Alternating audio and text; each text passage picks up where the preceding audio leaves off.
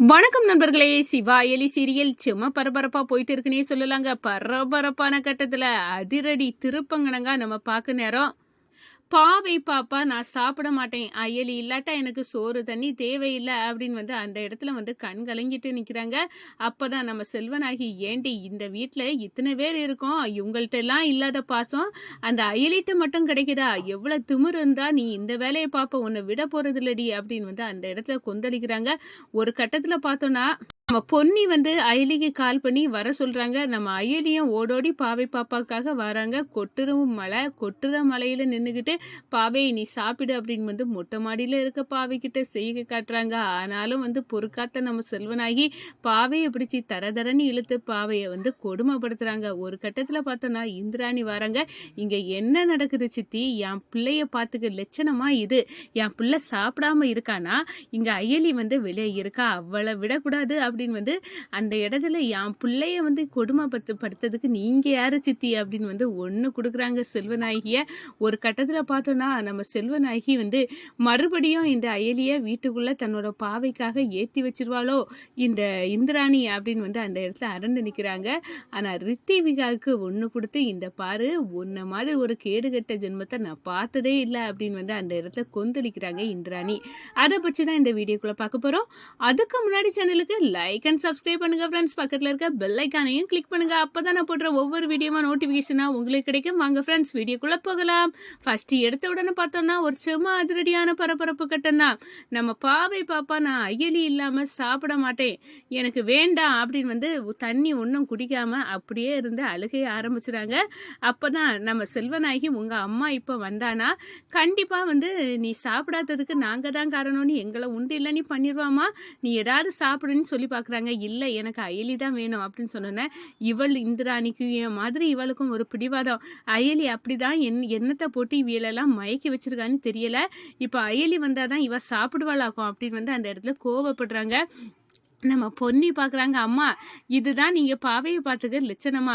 பாவைக்கு இப்போ எது தேவை? அயலி அணி தானே அப்படின்னு அந்த இடத்துல அயலிக்கு கால் பண்ணி வர வைக்கிறாங்க. இங்கே டான்ஸு பாட்டம் அப்படின்னு செல்வனாகி ஜமுனா எல்லாரும் கொண்டாட்டி இருக்க நேரத்தில் தான் நம்ம அயலி வீட்டுக்குள்ளே வராங்க. அப்படியே பார்த்து அரண்டு போகிறாங்க. ஏண்டி இப்போ இங்கே வந்த, வெளியே போடி அப்படின்னு கழுத்தை குத்தி நம்ம ரித்திகா அயலியை வெளியே தள்ளுறாங்கங்க. அப்படியே சுருண்டு விழுந்த நம்ம அயலி, இதுக்கு மேலே இந்த வீட்டில் காலடி சவுட்டக்கூடாது, நம்ம அக்கா அண்ணியோட மனசை கஷ்டப்படுத்தக்கூடாது அப்படின்னு வெளியே நிற்கிறாங்க. நம்ம அயலி வெளியே நிற்கிறாங்க, வீட்டுக்குள்ளே ஏற்ற மாட்டுறாங்க. இதெல்லாம் பாவை பார்க்குறாங்கங்க. அவங்க கண்ணில் கண்ணீர் சொட்ட சொட்ட மொட்டை மாடியில் போய் நின்று என்ன நடக்குது வெளியில், எப்படி அயலி நிற்கிறா அப்படின்னு பார்க்குறாங்க. மழை கொட்டுது.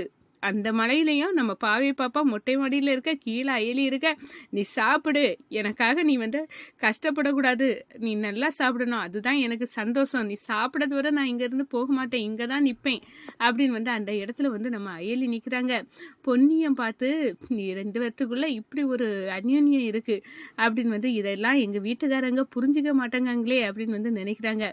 ஒரு கட்டத்தில் இதுக்கெல்லாம் முடிவு கட்ட நம்ம இந்திராணி அக்காவுக்கு கால் பண்ணுவோம் அப்படின்னு அந்த இடத்துல கால் பண்ண நேரம், வீட்டுக்கு தான் வந்துட்டு இருக்கேன் பொன்னி, என்னை கொஞ்ச நேரத்தில் உள்ளுக்கு வீட்டுக்கு வந்துடுவேன் அப்படின்னு சொல்ல நேரம், கொஞ்ச நேரத்தில் நம்ம இந்திராணி வாராங்க. வீட்டுக்கு வெளியே கொட்டுற மலையில் நம்ம பாவைக்கிட்ட, மொட்டை மாடியில் இருக்க பாவைக்கிட்ட அயலி பேசிட்டு இருக்கிறத பார்க்குறாங்க. ஒரு கட்டத்தில் அதிர்ந்து போகிறாங்க. என்ன அயலி, நீ வீட்டுக்குள்ளே வராமல் இங்கே நின்றுட்ட? அப்போ தான் அக்கா என்ன நடந்துச்சுன்னு நான் சொல்லேன். ரித்திகா வீட்டுக்குள்ளே பாவை பாப்பாவுக்கு சாப்பாடு ஊட்ட வந்த நம்ம அயலி அண்ணியை அப்படியே அடித்து வீட்டுக்குள்ளே வரக்கூடாதுன்னு வெளியே தள்ளி கதவு பூட்டிட்டாங்கக்கா அப்படின்னு சொன்னார். இந்த ரித்திகாக்கு எவ்வளவு தைரியம் இருக்கணும்? இது என்னோட வீடு, என்னோட வீட்டிலேயே இவ அவளுக்கு அதிகாரத்தை காட்டுறாளா அப்படின்னு கோபத்தோட ரித்திகாவுக்கு தலைமுடியை பிடிச்சி கரக்கி ஒன்று போடுறாங்க. நீ என்ன நினைச்சுக்கிட்டு இருக்க? எதுக்காக இப்போ அயலியை வீட்டுக்குள்ள விடல? அவ இங்க இல்லல, பாவை பாப்பாக்கு சாப்பாடு கொடுத்துட்டு அவ போயிடுவா. அப்படி அவ உன்ன மாதிரி மேனஸ் கட்ட ஜென்மம் கிடையாது, அதை புரிஞ்சிக்க. எதுக்காக நீ இந்த வேலையை பார்த்த அப்படின்னு அந்த இடத்துல கொந்தடிக்கிறாங்க.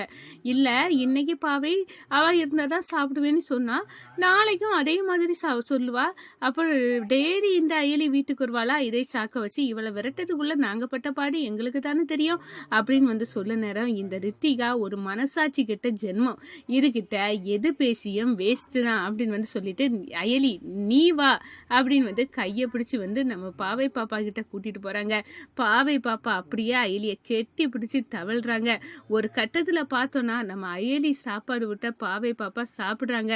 அம்மா நானும் இனி இந்த வீட்டில் இருக்கல, நானும் அயலி கூட போயிறேன் அப்படின்னு வந்து நம்ம பாவை சொல்ல நேரம் அப்படியே கதி கலங்கி கண்ணீர் விடுறாங்க நம்ம இந்திராணி.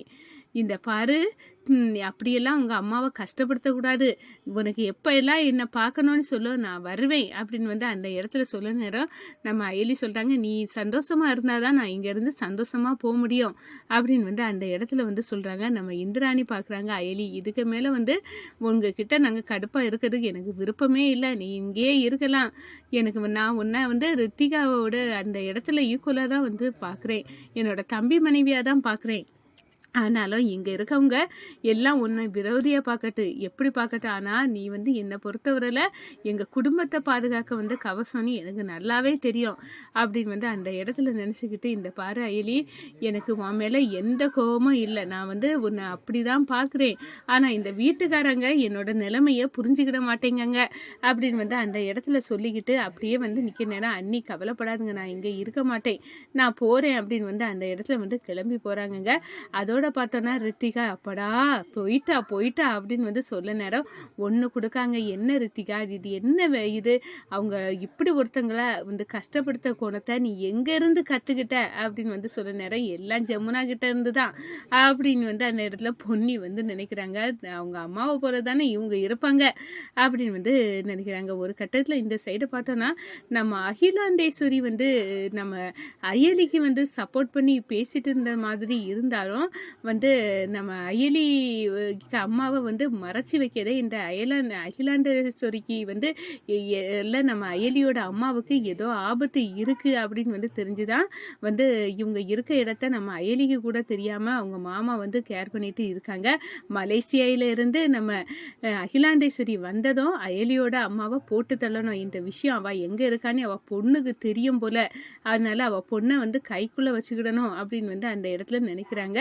அதான் ராஜேந்திரன் வந்து ஒளரி கொட்டிடுவாருன்னு அவரையும் வந்து மறைச்சி நம்ம அகிலாண்டேஸ்வரி வச்சிருக்காங்கன்னே சொல்லலாம். ஒரு கட்டத்தில் பார்த்தோன்னா நம்ம அகிலாண்டேஸ்வரி நம்ம அயலிக்கு எதிராக நிச்சயமாக வந்து களம் இறங்க போகிறாங்க. அதோட பார்த்தோன்னா அவங்க அந்த வர்மாவோட வந்து கூட்டு களவாணி அந்த போதை பொருள் கடத்தலில் 2 பேரும் சேர்ந்து தான் பிஸ்னஸ் பண்ண மாதிரி வந்து வரப்போகுது. நிச்சயமாக நம்ம அயலிக்கு ஒரு பெரிய சவாலாட்டு இந்த அகிலாண்டேஸ்வரி இருக்க போகிறாங்க. அவங்க வந்து அர்ச்சனா இருக்காளா இல்லையா, அவள் இருந்தானா கண்டிப்பாக அவள் கதையை முடிக்கணும் அப்படின்னு வந்து தான் களம் இறங்கியே வந்து நம்ம அயலிக்கு எதிராக வந்து களம் இறங்க வந்திருக்காங்கங்க.